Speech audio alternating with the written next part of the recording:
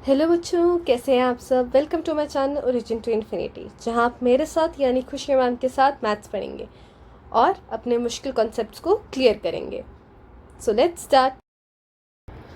तो बच्चों, आज के लेक्चर में हम क्लास 9th का chapter number 1 number system continue करने वाले हैं। हमने लास्ट क्लास में कुछ चीज़ें इसकी पढ़ी थी, पहले तो उनको रिकैप कर लेते हैं और उसके बाद हम नया टॉपिक स्टार्ट करेंगे। ठीक है, तो बच्चों पहली चीज़ तो हमने पढ़ी थी क्या, नंबर सिस्टम।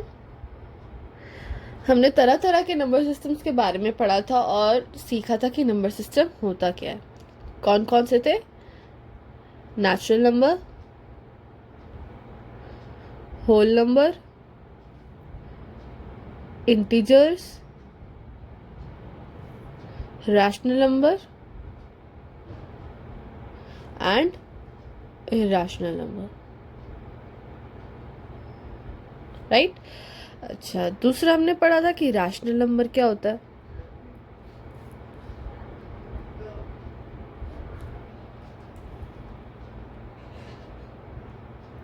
ठीक है, और हमने पढ़ा था रैशनल नंबर में कि रैशनल नंबर्स वो नंबर होते हैं जिनको p बाय q की फॉर्म में प्रेजेंट करा जा सके, जहां पर p और q कैसे नंबर हो, कोप्राइम हो। कोप्राइम का मतलब जो एक दूसरे को डिवाइड ना कर सके, जो डिविजिबल ना हो एक दूसरे से, जो एक ही टेबल में ना जाते हो, और साथ ही साथ जो हमारा डिनोमिनेटर है q है वो 0 के बराबर नहीं होना चाहिए।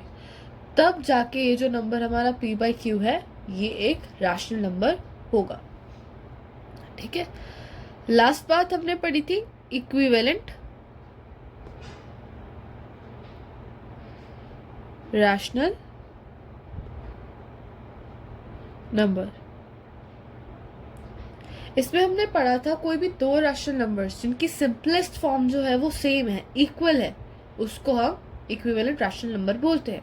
अब जैसे कि 6/9 एंड 12/18। ठीक है, इसको सिंपलेस्ट फॉर्म में करोगे 3 के टेबल से ये 2/3 आ जाएगा, एंड इसको सिंपलेस्ट फॉर्म में करोगे 6 के टेबल से ये भी 2/3 आ जाएगा। हेंस ये कैसे फ्रैक्शन थे? इक्विवेलेंट। अच्छा, इक्विवेलेंट रैशनल नंबर निकालने के लिए हमको क्या करना पड़ता है? दोनों न्यूमरेटर और डिनोमिनेटर को सेम नंबर से मल्टीप्लाई करना पड़ता है। ठीक है, अब जैसे कि यहाँ पे 2/3 था, अगर मैं इसको ऊपर नीचे दोनों न्यूमरेटर और डिनोमिनेटर को एक ही नंबर से मल्टीप्लाई करती, मेरा आंसर ऑब्टेन होता 10/15, विच इज इक्विवेलेंट टू 2/3। हमारा जो 10/15 आया है ये 2/3 से इक्विवेलेंट है। ठीक है, ये तो बातें रही हमारी पिछले लेक्चर की, ये सारा हमने अभी रिकैप करा है। अगर आपको इनमें से थोड़ा सा भी कोई डाउट हो या किसी में भी डाउट हो, do visit the last lecture. मैंने लिंक जो है उस प्लेलिस्ट का बायो में शेयर कर दिया है, और हमने उस लेक्चर में 1.1 भी कंप्लीट कर ली थी। सो लेट्स बिगिन आज का टॉपिक। आज हम पढ़ने वाले हैं इरैशनल नंबर्स। तो जैसा कि नाम ही देखो, इरैशनल, जो रैशनल ना हो, इर। ठीक है, तो रैशनल नंबर क्या था? जो p बाई क्यू की फॉर्म में रिप्रेजेंट हो सकता था, है ना। इरैशनल नंबर वो है जो p बाई क्यू की फॉर्म में रिप्रेजेंट नहीं हो सकता। ठीक है, एग्जाम्पल के थ्रू समझते हैं। अगर हमारे पास 0.1 दे रखा हो, डेसिमल में है ये, फ्रैक्शन में लिखने के लिए इसको हम क्या कर सकते हैं? 1/10, पॉइंट का है, पीछे डिजिट 1 है तो नीचे 1 ही 0 आया और पूरा नंबर इधर आ गया। ठीक है, तो अब 1/10 कैसी सी फॉर्म है? p बाई क्यू जैसी। न्यूमरेटर डिनोमिनेटर दोनों एग्जिस्ट कर रहे हैं, दोनों कोप्राइम है, और q जो है वो 0 के बराबर नहीं है। ठीक है, अब सपोज करो मैंने आपको एक ऐसा नंबर दिया जिसके पीछे 1 2 2 3 4 5 6 7 8 टिल इन्फिनिटी, हमको पता ही नहीं है एंड कहाँ पे कर रहा है। ठीक है, तो क्या ऐसे नंबर को आप p बाई क्यू की फॉर्म में लिख पाओगे? ना आपको पता कि आपके न्यूमरेटर में क्या आएगा, क्योंकि यहाँ पर आपको नंबर्स ही इन्फिनिटी तक है। ठीक है, आपको पता ही नहीं है एंड कहाँ पे होगा, एंड ना आपको पता कि डिनोमिनेटर में क्या आएगा, बिकॉज हमारे डिनोमिनेटर भी उतने जीरोस आते हैं जितने डिजिट्स ऊपर होते हैं डेसिमल के बाद। तो यहाँ पर कितने जीरोज आएंगे आपको उसका भी नहीं पता। तो जब आपको अपनी दोनों वैल्यूज जो है स्पेसिफाइड नहीं है, आपको दोनों वैल्यूज का पता नहीं है, तो आप उसको क्या फ्रैक्शन डेसिमल को फ्रैक्शन फॉर्म में लिख पाओगे? ऑब्वियसली नहीं। तो आप इस फॉर्म को p बाय क्यू की फॉर्म में नहीं लिख पा रहे हो। हेंस ऐसा नंबर क्या है? एक इरैशनल नंबर। अच्छा, एक और टाइप पर आते हैं। हमने लास्ट क्लास में स्क्वायर रूट्स पढ़ी हैं, ठीक है, कि कैसे ऐसे, अगर जैसे रूट 4 दे रखा है, 4 जो होता है वो किसका स्क्वायर होता है? 2 का। तो जब ये रूट हटेगा तो स्क्वायर भी हट जाएगा 2, ठीक है, हमने ये पढ़ा हुआ है। पर व्हाट इफ हमको एक ऐसा नंबर दे दिया जाए जिसका स्क्वायर रूट एग्जिस्ट नहीं करता? अब आप जब इसका आंसर निकालोगे ना, तो जब आंसर है ना वो बिल्कुल इस जैसा आने वाला है, जिसके डेसिमल के बाद प्लेसेस चलती जाएंगी चलती जाएंगी चलती जाएंगी, ठीक है। इसका आंसर कुछ आता है 2.2360 and so on till infinity. तो अब ये जो 2 था, ये तो प्रॉपर होल नंबर है, आप इसको डिनोमिनेटर में 1 डालकर भी लिख सकते हैं, जो p बाई क्यू की फॉर्म ही दिखाएगा। पर ऑन द अदर हैंड जो रूट 5 है, अगर इसके डेसिमल जो है इन्फिनिटी तक जा रहा है, तो आप इसको फ्रैक्शन में तो लिख ही नहीं पाओगे। हेंस ये एक रैशनल नंबर नहीं, इरैशनल नंबर है। क्यों? क्योंकि ये p बाई क्यू की फॉर्म फॉलो नहीं करता, ठीक है। I hope I am clear. And अब जो मेन कॉन्सेप्ट है हमारी एक्सरसाइज 1.2 का, हम वो करेंगे, कंस्ट्रक्शन ऑफ इरैशनल नंबर। हमने लास्ट क्लास पे नंबर लाइन पे रैशनल नंबर्स कैसे पॉइंट आउट करते हैं वो पढ़ा है। जैसे कि अगर मुझे 3/4 करना है, तो मैं इस लाइन के 4 पार्ट्स करूँगी। जो डिनोमिनेटर में नंबर है 1 2, ये 1 पार्ट हो गया, ये 2 पार्ट हो गया, ये 3 पार्ट हो गया, ये 4 पार्ट हो गया। अब इसको नंबरिंग देते हैं, 0/4, 1/4, 2/4, 3/4, 4/4, और वो हमसे 3/4 पूछ रहे तो हमने मार्क कर दिया। तो ये चीज़ तो हमने लास्ट क्लास में भी पढ़ी हुई है। In this class we will study कि इरैशनल नंबर कैसे कंस्ट्रक्ट करें एक नंबर लाइन पर। नंबर लाइन पे अब देखो कैसा सा नंबर था ये, इतने सारे डेसिमल्स वाला। तो सोचो जब आपको ये पॉइंट पता नहीं तो आप कैसे इसको करने वाले हैं बिल्ड। तो स्टार्ट करते हैं, बिल्कुल स्टेप बाय स्टेप, प्यार से समझेंगे, आराम से समझेंगे, ठीक है। तो स्टार्ट करते हैं। पहले हम रूट 2 की कंस्ट्रक्शन करेंगे। अच्छा, रूट 2 की कंस्ट्रक्शन करने से पहले आपको पाइथागोरस थ्योरम तो याद होगी, ठीक है, जिसमें क्या होता था, हाइपोटेनस का square is equals to base का स्क्वायर प्लस में हाइट का स्क्वायर परपेंडिकुलर का स्क्वायर, ठीक है। एक ट्रायंगल है ऐसे से, ठीक है, ये हमारा बेस है, ये हमारा परपेंडिकुलर है, ये हमारा हाइपोटेनस है, ठीक है। अब मैं अगर आपको कहूँ कि अगर हमको जो रूट 2 है वो हाइपोटेनस में चाहिए, तो मैं कुछ ऐसा सा लिख सकती हूँ, ठीक है।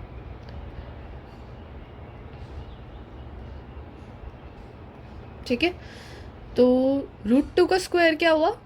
2, स्क्वायर से रूट कैंसिल, क्योंकि ये दोनों एक दूसरे के एंटी होते हैं, स्क्वायर और रूट एक दूसरे से दूर भागते होते हैं। तो अगर रूट के अंदर स्क्वायर है या रूट का स्क्वायर हो रहा हो तो दोनों एक दूसरे को भगा देते।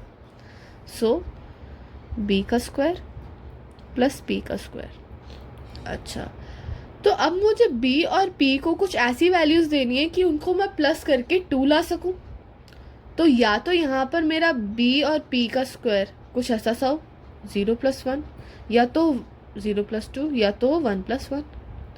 अब क्लियरली 0 जो है वो तो कोई साइड होती नहीं किसी भी ट्रायंगल की।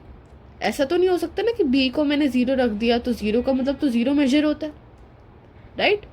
तो वो तो हो जाएगी खराब बात, क्योंकि ट्रायंगल फॉर्म ही नहीं होगा। इसलिए हम 1+1 वाले पेयर को ही कंसिडर करेंगे और 0-2 वाले को नहीं, ठीक है। सो 2 इज इक्वल्स टू 1+1। अब यहाँ पर इन सब का रूट करते हैं। क्या नाम है, इसके हिसाब से हाइपोटेनस जो था वो क्या था, √2। ठीक है, अब यहाँ पर हम जितने भी नंबर यूज़ कर रहे हैं उनका स्क्वायर हो रखा है, तो 1 का रूट क्या होता है 1, बेस कैसा हो गया 1, परपेंडिकुलर भी हो गया 1। अब इनको ड्रॉ करना स्टार्ट करते हैं। कोई भी एक लाइन ले लीजिए किसी भी मेजर की, ठीक है, उस पर आपने एक पॉइंट ओ लेना है। ठीक है, अब हमारे ट्रायंगल के नीचे वाला पार्ट क्या होता है, बेस, और बेस हमारा था 1 यूनिट का, तो यहाँ से यहाँ ओ पे अपना कंपास रखिए, 1 सेंटीमीटर मेजर करके यहाँ पर आर्क डाल दीजिए। उस आर्क को नाम दे दिया हमने ए। सिमिलरली उस कंपास को 1 सेंटीमीटर अगेन मेजर करके यहाँ पर ए पॉइंट पे रखना है और एक आर्क डालनी है 1 सेंटीमीटर के अबव। ठीक है, अब प्रोटेक्टर यूज़ करके 90 डिग्री पर यहाँ पर इसको ज्वाइन करना है। 90 डिग्री होना चाहिए, ये ध्यान रखना, प्रोटेक्टर यूज़ करना ही पड़ेगा आपको। ये 1 यूनिट है, ये 1 यूनिट है, तो hypotenuse according to Pythagoras theorem 1 base हो गया, 1 परपेंडिकुलर हो गया, तो अब इनको जो लाइन ज्वाइन करेगी वो हमारी √2 ही होगी, और ऐसे हमको मिल गया हमारा √2। अब आप अपना कंपास अगेन ओ पे रखो और अपना जो पेंसिल है वो √2 के एंड पे रखो, इसको कंपास के थ्रू मेजर करके लाइन पर मार्क कर दो। तो ओ से लेकर जो आपने पॉइंट मार्क करा, लेट इट बी, मैं बी बोल देती हूँ, तो ये जो ओ बी है इसका मेजर कितना हुआ √2। और ऐसे ही आपने पाइथागोरस थ्योरम के थ्रू कई सारे पेयर्स बनाकर देखने हैं। मैं आपको अभी √3 का और दिखा देती हूँ। √7 will be homework for you. ठीक है, √3 पाइथागोरस थ्योरम के थ्रू बनाकर देखते हैं। तो अगर मेरा हाइपोटेनस √3 है, ठीक है, तो मुझे कुछ ऐसा सा पेयर बनाना है जो हमारा बेस और परपेंडिकुलर बन सके। √3 का स्क्वायर इज 3, बी का स्क्वायर प्लस में पी का स्क्वायर। अब हमारे पास क्या क्या पेयर्स बन सकते हैं, या तो मैं 0 + 3 कर दूँ, 1 + 2 कर दूँ, 2 + 1 कर दूँ। ठीक है, अब 0 वाला पेयर तो ऑलरेडी एलिमिनेट कर दो, क्योंकि अगर हम एक साइड 0 रख देंगे तो वो आंसर पॉसिबल ही नहीं है। ठीक है, तो 3 = 2 + 1। ठीक है, अब हमने हाइपोटेनस का भी स्क्वायर करा था, बेस का भी स्क्वायर करा था, परपेंडिकुलर का भी स्क्वायर करा था। तो एक्चुअल मेजर निकालने के लिए हमको हर चीज़ का रूट करना पड़ेगा।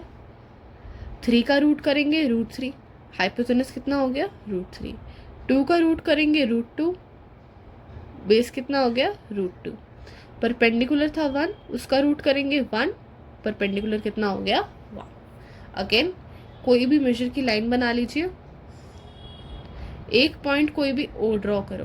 अच्छा, अब हमें √2 का मेजर इसमें नहीं पता, तो √2 भी हमें कंस्ट्रक्ट करना पड़ेगा, जैसे हमने लास्ट स्टेप में करा था। करते हैं। √2 के लिए हमने क्या क्या पेयर्स चूज करे थे, 1 + 1, जहां पर बेस क्या आया था 1 और परपेंडिकुलर क्या आया था 1। तो यहाँ पर हमने पहले 1 सेंटीमीटर की लाइन ड्रॉ करी, उसको हमने ए नाम दिया। देन अगेन एक 1 सेंटीमीटर की परपेंडिकुलर लाइन ड्रॉ करी through the help of protractor. Exams में या फिर जब भी आपको प्रैक्टिस करना हो, प्रोटेक्टर ज़रूर लेकर बैठना। ये वाला क्वेश्चन ऐसा नहीं है कि आपने अपने गेस से, अपने अंदाजे से मार्क कर दिया 90 degree. You have to be sure about it. ठीक है, अब इन दोनों पॉइंट्स को, ओ को जहाँ पर हमारा आर्क लगा था वहाँ तक मैच कर दो। ये लाइन हमारी क्या हुई √2। ओके, अब फॉर √3 हमारा बेस क्या था √2, हमको बेस मिल गया। अब हमें परपेंडिकुलर चाहिए क्या 1। तो यहाँ पर जहाँ पर √2 आर्क से मीट कर रहा है, इधर अपना प्रोटेक्टर रख के 1 सेंटीमीटर पे 90 डिग्री बनाना है। यानी कि पहले तो कंपास खोलो, इस पॉइंट पे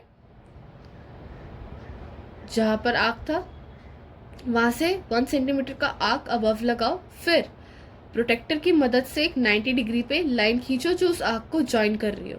देन √2 यानी O वाला पॉइंट इस लाइन से ज्वाइन कर दो। ये अगेन हमारा एक राइट एंगल ट्राइंगल बन गया जिसका बेस है 2, परपेंडिकुलर है 1 और हाइपोटेनस क्या हो गया √3। अब आप इस लाइन को मेजर करोगे ये वाली आर्क से O से, तो यहाँ पर एक पॉइंट बनेगा B और ये OB क्या है √3। नंबर लाइन पे ये हमारा √3 का मेजर दे रहा है। ठीक है, I hope I am clear. और आपको होमवर्क में करना है क्या √7। आई होप आप कर लेंगे। अगर आपको थोड़ा सा भी डाउट आए या फिर नहीं हो रहा √7, कोई स्टेप नहीं क्लियर हो रहा या पाइथागोरस थ्योरम नहीं बनाना आ रहा है इसका, do comment in the comment section. ठीक है, मुझे भी पता लगना चाहिए ना कि आपको कहाँ पे प्रॉब्लम आ रही है, कहाँ पे दिक्कत आ रही है, तभी तो मैं सॉल्व कर पाऊंगी। आफ्टर कंप्लीटिंग इरेशनल नंबर हम स्टार्ट करते हैं हमारे एनसीईआरटी सॉल्यूशंस एक्सरसाइज 1.2। ठीक है, तो बिफोर स्टार्टिंग मैं एक चीज़ रिवाइज करवाना चाहूँगी आपको कि हमने लास्ट क्लास में पढ़ा था रियल नंबर्स में ही रैशनल नंबर आते हैं और इरेशनल नंबर आते हैं। ठीक है, जस्ट अ पॉइंट, ये आपको ट्रू और फॉल्स जो फर्स्ट क्वेश्चन है उसके फर्स्ट और थर्ड पार्ट में काम आने वाला है। Let's start. State whether the following statements are true और फॉल्स। हमें बताना है कि हमको जो स्टेटमेंट्स दे रखी हैं वो ट्रू है या फॉल्स है, सही है या गलत है, and then justify your answer. और अगर हमारा ट्रू है तो क्यों है, फॉल्स है तो क्यों है। First statement is every irrational number is a real number. तो आज मैंने आपको ये अभी एक डायग्राम बनाकर दिखाया कि हमारे सारे इरेशनल नंबर्स रियल नंबर्स के सेट में ही आते हैं। तो क्या हमारा हर रैशनल नंबर जो इस वाले एरिया में था वो रियल नंबर का है? ज़रूर है, ट्रू। ठीक है, reason because in number system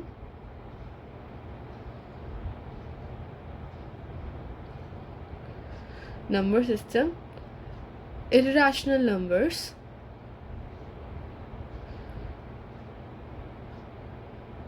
are a part of real numbers। ठीक है, तो यही आपका रीजन रहेगा। क्यों? क्योंकि सारे इरेशनल नंबर्स जो हैं वो रियल नंबर्स वाले पार्ट में ही आते हैं, इसलिए ये जो स्टेटमेंट हमें दे रखी है कि क्या हर इरेशनल नंबर रियल नंबर है वो ट्रू हुई। Next point is every point on the number line is of the form √m where m is a natural number। अच्छा, हमने नंबर लाइन पढ़ी है। ठीक है, हमने अभी कुछ ऐसा सा कॉन्सेप्ट भी पढ़ा √2 √3 जैसा, यहाँ पर हमने ये √5 वाला भी पढ़ा।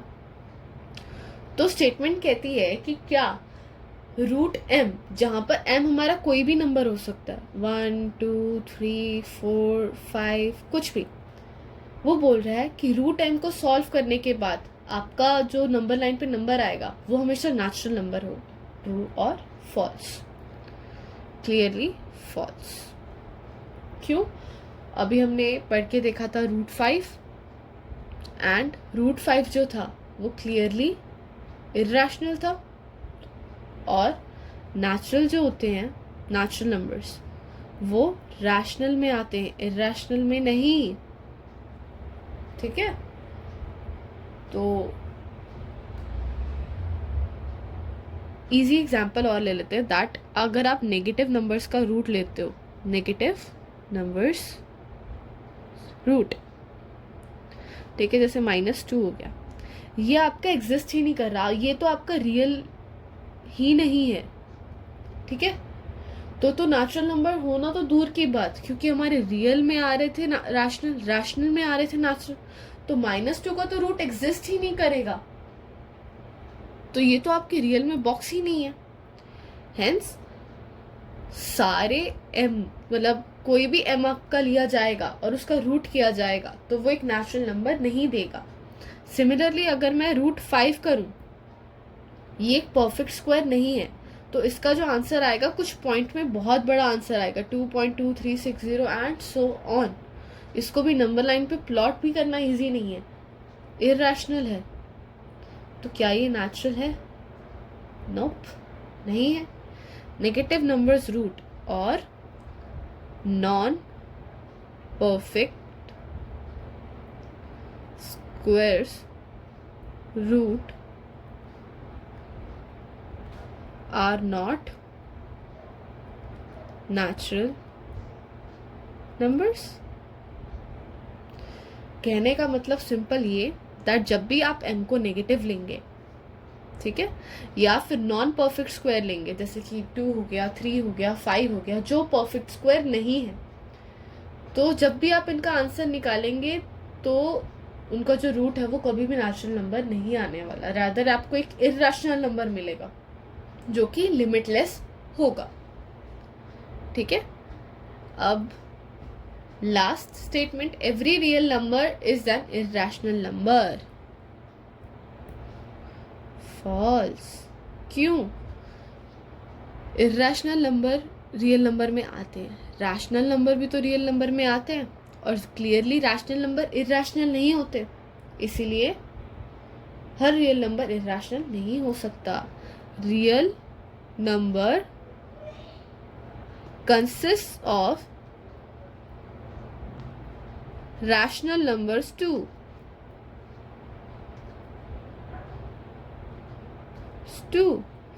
Which are not irrational. तो रियल नंबर्स की अगर हम बात करें, हमारे रियल नंबर्स वाला जो सिस्टम है उसकी बात करें, तो उसमें रैशनल इरैशनल दोनों आ रहे हैं, और हमारी स्टेटमेंट कह रही है कि रियल नंबर कोई भी आप उठाओगे तो वो इरैशनल होगा, पर ऐसा ट्रू नहीं है। क्यों? क्योंकि रियल नंबर्स में रैशनल नंबर भी होते हैं, ठीक है, और रैशनल नंबर क्लियरली इरैशनल नहीं है, hence the statement is false.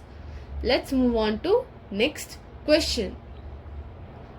Okay, so solve करके देखते हैं। पहले क्वेश्चन पर,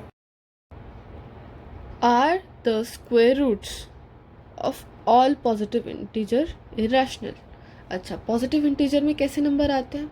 1 ऑनवर्ड जितने भी नंबर है, 1 2 3 4 5 6 एंड सो ऑन, ठीक है। तो वो पूछ रहा है कि क्या इन इंटीजर्स का, पॉजिटिव इंटीजर्स का जब भी रूट करा जाएगा तो क्या हर केस में हमको इरैशनल नंबर ही मिलेगा? इफ नॉट, अगर नहीं, then give an example of the square root of a number that is a rational number. और अगर ऐसा नहीं है तो एक एग्जाम्पल देकर दिखाओ जो कि पॉजिटिव इंटीजर है, पॉजिटिव इंटीजर का रूट किया जा रहा है और उससे हमको एक रैशनल नंबर आंसर में मिल रहा है। ठीक है, लेट्स स्टार्ट, ट्राई करके देखते हैं। ओके, अभी तक हमने पढ़ा दैट 1 का रूट तो 1 होगा। अच्छा, 1 के डिनोमिनेटर में कुछ नहीं है, 1 लेकर चलें, कैसा हो गया ये? Rational number. अच्छा, √2, चलो ये सॉल्वेबल नहीं है क्योंकि ये परफेक्ट स्क्वायर नहीं है, तो इसका आंसर क्या आएगा? इरैशनल। √3 लेते हैं, ठीक है, अगेन परफेक्ट स्क्वायर नहीं है, आंसर कैसा आएगा? इरैशनल। हम √4 लेते हैं, 4 तो परफेक्ट स्क्वायर है, किसका? 2 का स्क्वायर है, स्क्वायर से रूट गया, 2 आंसर आया। डिनोमिनेटर में कुछ नहीं है, वी विल अज्यूम वहाँ 1 है, तो ये कैसा नंबर हो गया? रैशनल। ठीक है, तो आपने अभी 4 टाइप्स ऑफ पॉजिटिव इंटीजर्स डालकर देखे हमारी सिचुएशन में, जहाँ पर आपको 2 केसेस रैशनल मिले और 2 इरैशनल भी मिले, ठीक है। पर स्टेटमेंट तो कह रही थी कि क्या हर पॉजिटिव इंटीजर पे हमें इरैशनल मिलेगा, कि आप यहाँ पर 1 डालते तब भी इरैशनल आंसर आता, 4 डालते तब भी इरैशनल आंसर आता, तब हम बोलते कि यस हमारा स्टेटमेंट राइट है। पर नहीं, हमको तो रैशनल नंबर भी मिल रहे हैं और हमारे पास 4 और 1 जैसे नंबर्स हैं इस चीज के लिए, तो स्टेटमेंट कैसी है? गलत है। ठीक है, तो अब मैं आपको आंसर लिख कर दिखाती हूँ। Know all positive integers when rooted don't give irrational number. अब फॉर एग्जाम्पल अभी हमने करा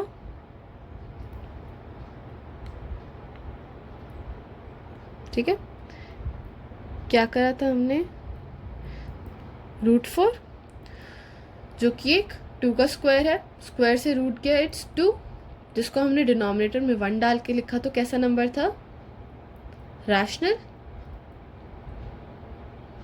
सिमिलरली आप 9 ले सकते हैं जो कि 3 का स्क्वायर है, स्क्वायर से रूट किया, क्या बचा 3, डिनोमिनेटर में कुछ नहीं, हमने 1 लेट कर लिया, कैसा नंबर है, रैशनल। अब इन्होंने जब एग्जाम्पल हमसे मांगा, हम कोई भी square number, positive square number root में डालकर आंसर निकाल सकते थे। Here I have done this for 4 and 9। आप और भी किसी स्क्वायर नंबर लाइक 16 के लिए कर सकते हैं, देन हमारा 25 के लिए कर सकते हैं। आप ऐसे से और केसेस जो है कमेंट सेक्शन में बता सकते हैं, मुझे बहुत अच्छा लगेगा। And this is where we wind up our question number 2। हमारा क्वेश्चन नंबर 2 इसी के साथ खत्म होता है। अच्छा, show how √5 can be represented on the number line. तो जैसे हमने यहाँ पर √2 और √3 के साथ करा था, वही हमको अब √5 के साथ करने के लिए वो बोल रहे हैं। सो फर्स्टली हमको क्या करना पड़ेगा, √5 को पाइथागोरस थ्योरम में बताना पड़ेगा कि अगर एक ट्रायंगल है और हाइपोटेनस √5 है तो हमको बेस और परपेंडिकुलर कैसा लेना चाहिए। ठीक है, स्टार्ट करते हैं।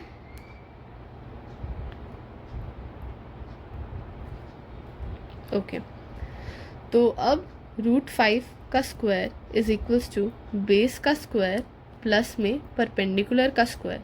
ठीक है, √5 का स्क्वायर इज 5, बेस का स्क्वायर, बेस क्या हो सकता है या परपेंडिकुलर क्या हो सकता है वो हमको अब निकालना है। सो लेट्स गेस क्या क्या पेयर हो सकते हैं, 4 + 1, 1 + 4, 2 + 3, 3 + 2। अच्छा, अब यहाँ पर हमारे पास 2 टाइप के नंबर है, 4 और 1, 2 और 3। जस्ट लॉजिकली अगर हम 2 और 3 लेते हैं और जब हम इनका एक्सेप्शनली मतलब साइड पर हम इनका इंडिविजुअली रूट करेंगे तो √2 और √3 भी हमको कंस्ट्रक्ट करना पड़ेगा, राइट। यानी कि बेस में अगर मैं √3 भी ले लेती हूँ तो मुझे परपेंडिकुलर में √2 चाहिए होगा, विच मीन्स हमको डबल कंस्ट्रक्शन करना पड़ जाएगा। और क्या हमारे पास इतना टाइम है, नहीं है। और क्या हमारे पास पेपर में इतना टाइम या फिर इतना पेपर बचता है कि आप 2 चीज़ें एक ही पेपर पे कंस्ट्रक्ट कर लो और आपका नीट भी दिखे और आपके पास टाइम भी बचे, ऐसा नहीं पॉसिबल। सो ये वाला जो 2 और 3 वाला पेयर है वो तो पहले ही रिजेक्ट कर देंगे हम, क्योंकि दोनों में रूट्स जो हैं वो इरेशनल रूट्स हैं और हम अपना फॉलो करेंगे 4 और 1 वाला, हेंस 4 + 1। ठीक है, अब आप इसको सॉल्व करते हैं तो क्या होगा, 5 इज इक्वल्स टू, इनकी रूट्स निकालते हैं, हाइपोटेनस के लिए √5, 4 का रूट करोगे 2 आएगा फॉर बेस, एंड 1 का रूट करेंगे तो 1 for perpendicular. Okay, let's start. हमने अपना लाइन ड्रॉ करा ऑफ एनी मेजर, हमने कोई आर्बिट्रेरी पॉइंट ले लिया, कोई भी पॉइंट ऑन द लाइन। ठीक है, हमने अपना बेस माना था 2 का, तो अपना कंपास जो है स्केल पर 2 सेंटीमीटर्स का ओपन कर लीजिए, यहाँ पर O पे पॉइंट रखिए और लाइन पे कोई आर्क बना दीजिए जिसका नाम रखो A। अब ये जो लाइन हमें ऑब्टेन हुई है ये है हमारी 2 सेंटीमीटर की। अब अगेन कंपास को स्केल के पास ले जाओ, कंपास को 0 पे और पेंसिल को 1 पर मार्क करके अपने कंपास को 1 सेंटीमीटर जितना ओपन कर लो। देन वापस आओ हमारी लाइन पे, ए पे रखो कंपास को और 1 सेंटीमीटर से एक आर्क ऊपर बना दो। Now with the help of protractor A को उस आर्क से ज्वाइन करो 90 डिग्री पे, यानी कि प्रोटेक्टर को पहले 90 डिग्री मेजर कर लो, 90 डिग्री यहाँ पर आ गया, मेजर कर लिया। फिर इधर से एक लाइन बना दो जो आग तक ही जाती हो, ठीक है। नाउ लास्ट पार्ट, ओ को ये आग जहाँ पर मीट हो रही थी वहाँ पे ज्वाइन करवा दो। ओ ए हमारा 2 था, ए जिस आग पे जा रहा है वो हमारा 1 है, और जब ये दोनों पॉइंट्स मीट कर रहे हैं येलो वाला, तब हमारा आंसर √5 आ रहा है। नाउ कंपास को ओ पे रखो, पेंसिल को आग पे रखो, जितना ओपन होगा उसको नंबर लाइन पे मार्क कर दो और उसको नाम दे दो B. This whole O B is √5, hence O B is equals to √5। और हमें क्वेश्चन ने जो करने को बोला हमने कर दिया, उन्होंने हमको मार्क करने के लिए बोला, हमने कर दिया, hence we are done with our exercise. जो क्वेश्चन नंबर 4 है एक्सरसाइज का, वो कभी पूछा नहीं जाता, it's just a fun activity जो क्लास में मैम कराएं ना कराएं उस पर डिपेंड करता है, पर आपको करने के लिए कभी नहीं बोला जाएगा, ठीक है। ये एग्जाम पॉइंट ऑफ व्यू से बिल्कुल भी इम्पोर्टेंट नहीं है ये क्वेश्चन, ठीक है। तो अगर आपको कोई भी डाउट रहा हो लेक्चर में, या फिर कोई कॉन्सेप्ट अनक्लियर रहा हो, या फिर कुछ एग्जाम्पल आपको एक्स्ट्रा चाहिए, या फिर किसी टाइप का क्वेश्चन आपको एक्स्ट्रा चाहिए, do ask in the comment section. Doubt class या फिर एक्स्ट्रा क्वेश्चन क्लास मैं आपको प्रोवाइड करूँगी। लेक्चर अच्छा लगा हो, समझ आया हो, मेरी टीचिंग अच्छी लगी हो, तो to praise me, do like the lecture, share करना अपने फ्रेंड्स के साथ, कमेंट करना और चैनल को सब्सक्राइब करना ऐसे ही अच्छे अच्छे टॉपिक्स के, कॉन्सेप्ट्स के लेक्चर्स के लिए। Thank you for watching.